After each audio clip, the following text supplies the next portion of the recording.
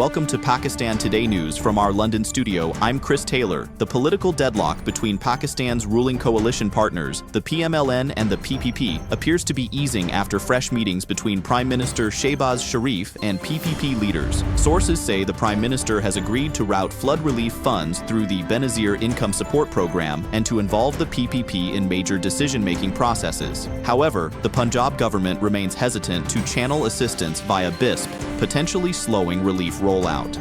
Both parties continue negotiations to maintain coalition unity amid growing political pressure.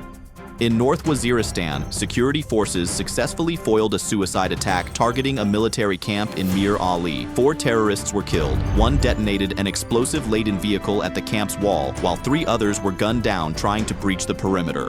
No security personnel were harmed. Over the past 48 hours, 88 militants linked to the Afghan Taliban have also been killed in a series of counterterrorism operations. We have Adam Khan from North Waziristan. Chris, the situation here remains tense but under control.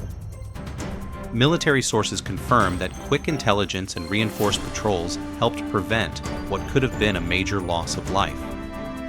Clearance operations are ongoing, and the area is being secured against further infiltration attempts. Over 42,000 security personnel have been deployed across Punjab as authorities move to ban a religious party following violent protests earlier this week. The Punjab government has urged Islamabad to place the group's leaders on the 4th schedule under anti-terror laws. Officials have already begun freezing assets, seizing properties, and transferring mosques linked to the party to the Awqaf department. Section 144 remains in effect, and police say strict action will be taken against anyone disturbing public order. Finance Minister Mohammed Aurangzeb has met with China's Deputy Finance Minister Liao Min in Washington, seeking Beijing's support for Pakistan's entry into the BRICS-backed New Development Bank. He also called for greater Chinese investment in technology, industry, agriculture, and minerals. Aurangzeb later met U.S. Congressman French Hill to discuss expanding cooperation in fintech, innovation, and mineral development. Pakistan's naval chief, Admiral Naveed Ashraf, is in the United States to strengthen maritime and defense cooperation. He met senior U.S. Navy and Coast Guard officials, including Vice Admiral Yvette Davids and Vice Admiral Thomas Allen Jr. Discussions focused on joint training, maritime security,